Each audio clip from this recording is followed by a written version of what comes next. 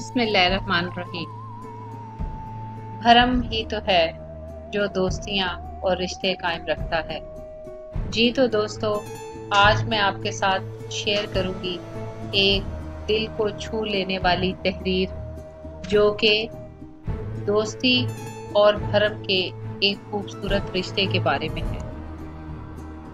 कल फीके कुमार के घर के सामने एक नई चमकती हुई गाड़ी खड़ी थी। सारे गांव में उसका चर्चा था। जाने कौन मिलने आया था।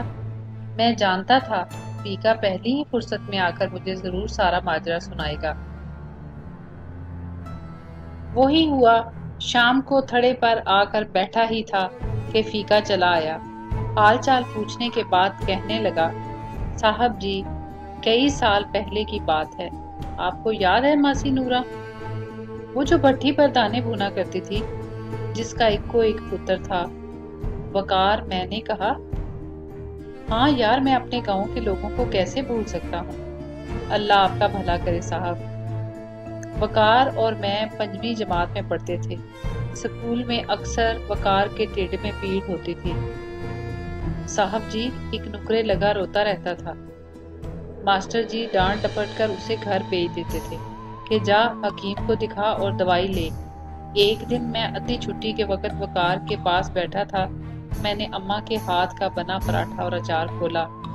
साहब जी, आज भी जब कभी भूख लगती है ना, तो सबसे पहले अम्मा के हाथ का बना पराठा ही याद आता है और सारे पिंड में उस पराठे की खुशबू खिंड जाती है। पता नहीं साहब जी, अम्मा के हाथ में क्या जादू था। साहब जी, वकार ने पराठे की तरफ देखा और नजर फेर ली।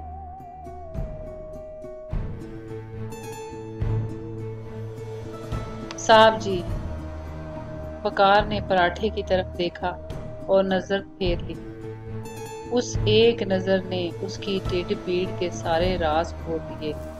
मैंने जिंदगी में पहली बार किसी की आंखों में आंदरों को भूख से बिलखते देखा। साहब जी, वकार की फाकों से लूसती आंदरें आंसुओं के सामने हाथ जोड़े बैठी थी, जैसे कहती हूँ, एक अथरू भी गिरा तो भरम टूट जाएगा। वकार का भरम टूटने से पहले ही मैंने उसकी मिन्नतें करके उसको खाने में साथ मिला लिया।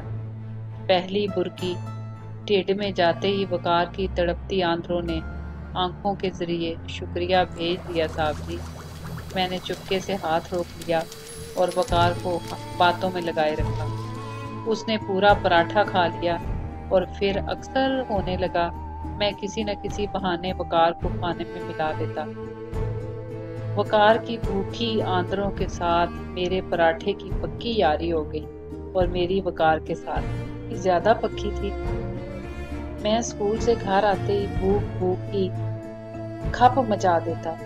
एक दिन अम्मा ने पूछ ही लिया, पुत्र, तुझे साथ पराठा बना के देती हूँ, तू खाता भी है कि नहीं? इतनी भूख क्यों लग जाती है तुझे? मेरे हाथ पैर फूल जाते हैं जब तू आते ही भूख भूख की खप डाल देता है, जैसे सदियों का भूखा हो। मैं कहाँ कुछ बताने वाला था साहब जी, पर अम्मा ने उगलवा के ही दम लिया। सारी बात बताई।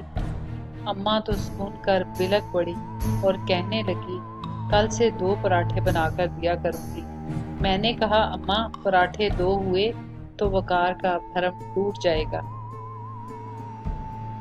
मैं तो घर आकर खा ही लेता हूँ। साहब जी, उस दिन से अम्मा ने पराठे के वाल बढ़ा दिए और मक्खन की मिकदार भी।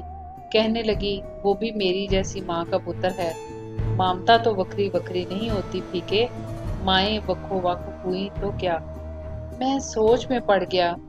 5वीं जमात में पढ़ने वाले फीके को भरम रखने का पता था। भरम जो जात का मान होता है, अगर एक बार भरम टूट जाए तो बंदा भी टूट जाता है। सारी जिंदगी अपनी ही किरचियाँ इकट्ठी करने में गुजर जाती है और बंदा फिर कभी नहीं जुड़ पाता। फीके को 5वीं जमात से ही भरम रखने आते थे। फीके को 5वीं जमात से ही भरम रखने आते थे। इससे तो वो आगे बढ़ ही नहीं सका था। और मैं जो फीके के लिए साहब जी था, एक पढ़ा लिखा आला तालीम याफ्ता, मुझे किसी स्कूल ने भरम रखना सिखाया ही नहीं था। साहब जी। इसके बाद अम्मा बहाने बहाने से वकार के घर जाने लगी। देख नूरा, साग बनाया है, चखकर बता कैसा बना है। वकार की अम्मा को पता भी न चलता और उनका एक टांग टप जाता। साहब जी, वकार को पढ़ने का बहुत शौक था। फिर अम्मा ने मामे से कहकर मासी नूरा को शहर में किसी के घर काम पर लगवा दिया। तनख्वाह वकार की पढ़ाई और 2 वक्त की रोटी तय हुई। अम्मा की जिंदगी तक तो मासी नूरा से राब्ता रहा। अम्मा के जाने के चंद माह बाद ही मासी भी गुजर गई और उसके बाद राब्ता कट गया। कल वकार आया था, वलायत में रहता है जी। वापसी आते ही मिलने चला आया। पढ़ लिख कर बड़ा साइंसदान बन गया है और वहाँ किसी बहुत बड़े कमर्शियल सनती इदारे के मेजर शेयर्स का मालिक बनकर वहाँ सरगर्म रुकन के तौर पर भी बहुत से अहम अमूर अंजाम दे रहा है साहब जी। और यहाँ मुझे लेने आया है। साहब जी कहता है कि तेरे सारे कागजात रेडी करा के पासपोर्ट बनवा कर तुझे साथ लेने आया, और इधर मेरी अम्मा के नाम पर लंगर भी खोलना चाहता है साहब जी।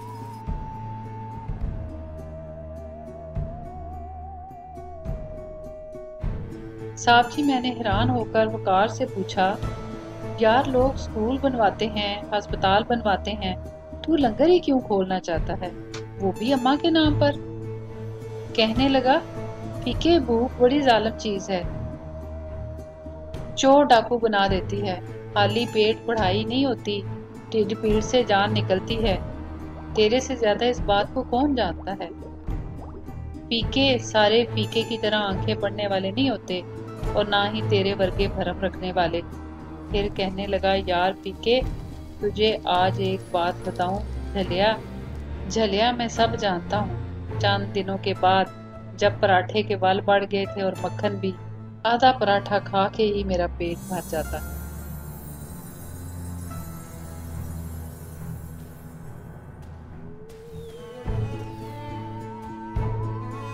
जिंदगी ढेर तकाज़ों का भरम रखती है। अल्लाह रब्बुल इज़्ज़त हमें हर रिश्ते, हर ताल्लुक के भरम को कायम रखने की तौफीक अता फरमाए। अल्लाह।